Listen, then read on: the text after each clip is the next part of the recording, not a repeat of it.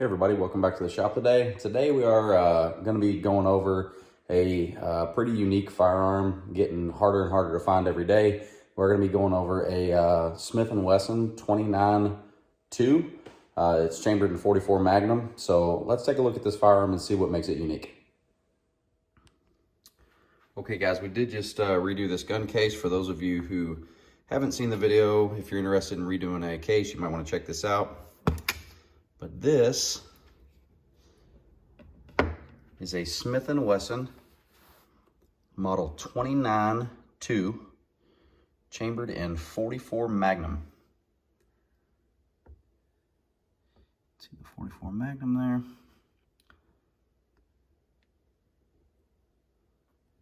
Made in the USA, of course.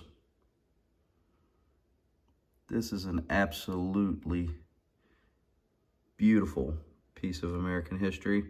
Now this gun is not a super old one. It does date back to 1980. So let's take a look at a couple cool features of this gun. Okay, so this is a 1980 Smith & Wesson 29-2. Chambered in the mighty 44 Magnum. Now this firearm, in my opinion, is in exceptional condition.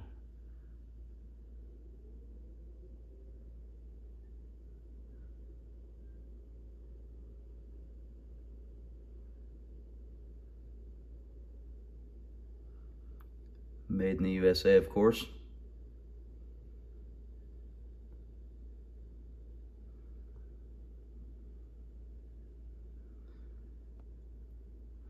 I mean, this is an absolutely beautiful firearm.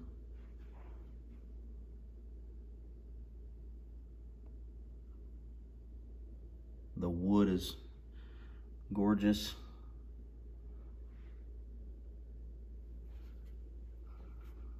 The bluing is beautiful. Chambered in 44 Magnum, like we said. Just an absolutely beautiful firearm. Let's look at the other side. Let's see the opposite side.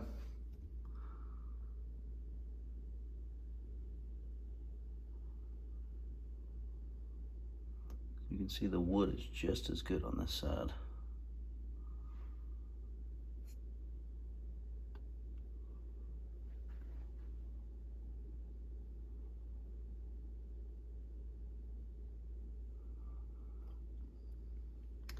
Now this is a 1980, like I mentioned.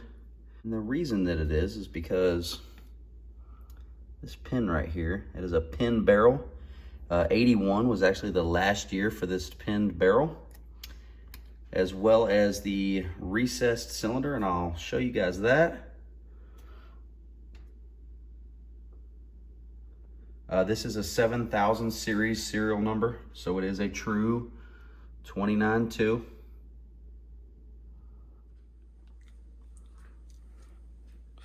Okay, so the recessed cylinders, you can see there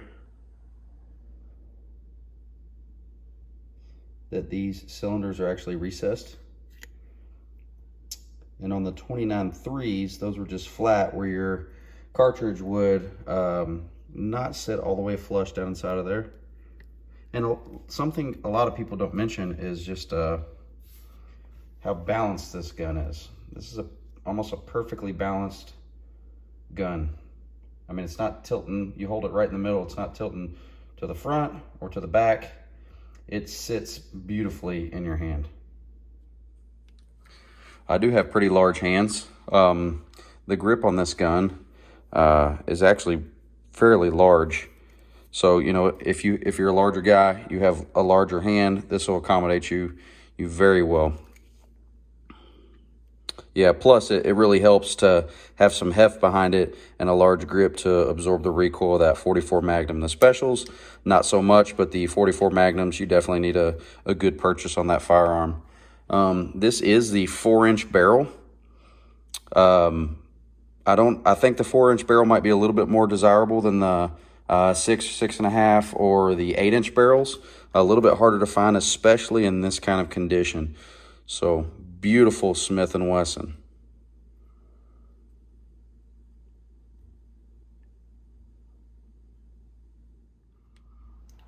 A little quick history on the Model 29.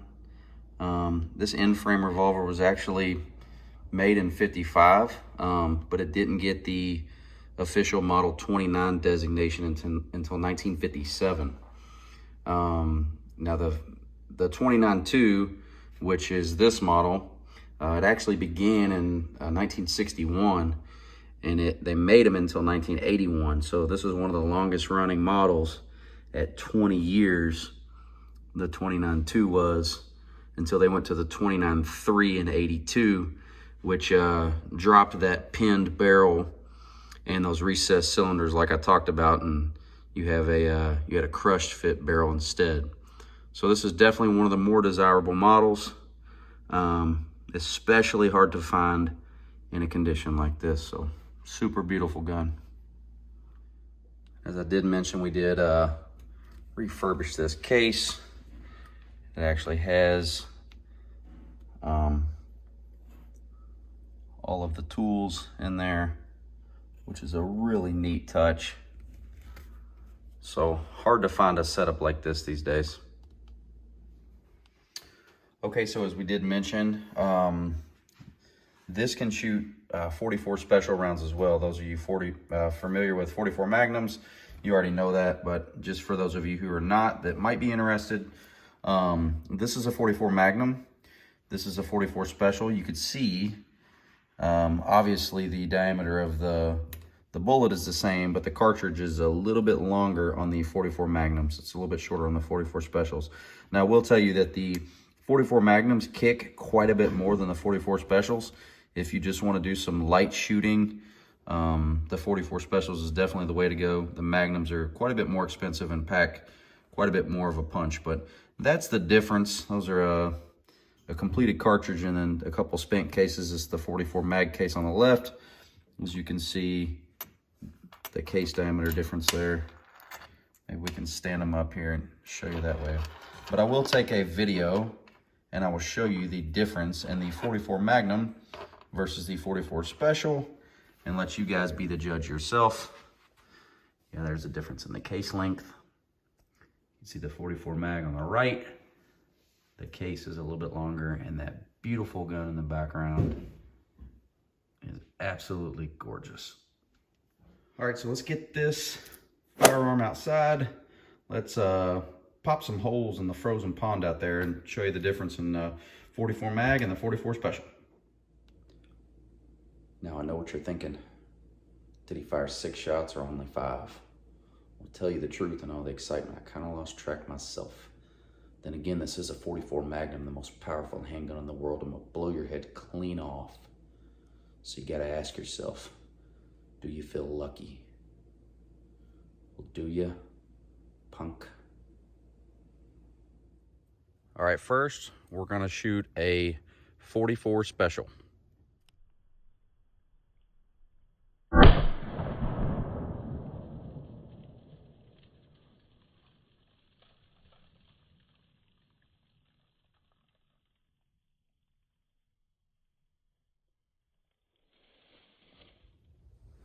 Next, we're gonna shoot a 44 Magnum to see a difference between 44 Magnum and 44 Special.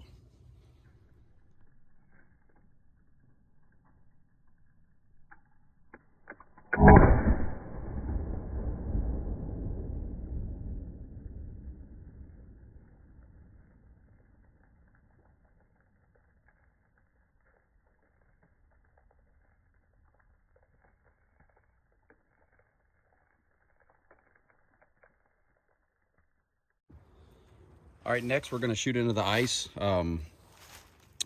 I do have a 44 Special chambered, and right behind it is a 44 Magnum. So I will be shooting one into the ice so you can see the size difference and the hole it makes, and then I'll shoot the 44 Magnum right after that.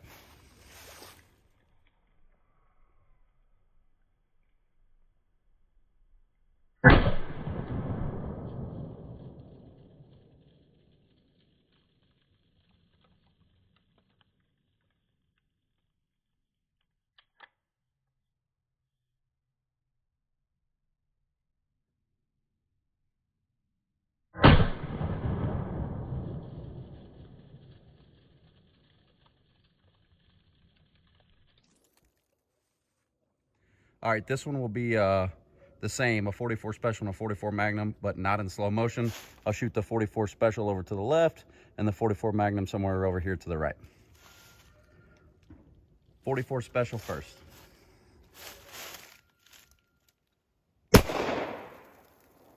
Now 44 Magnum. Holy Jesus. All right, everybody, thanks for watching. Hope you enjoyed. That was the Smith & Wesson 29-2 chambered in 44 Magnum. That is a real man's gun right there. It's a pretty awesome piece of American history. That is a 1980 pistol, like we mentioned several times. So I hope you guys enjoyed yourself. If you have any questions about that firearm or the case, I will put a link in the description of the case that we flocked. Came out looking pretty good. But thank you, everybody, for watching. Until next time, take care.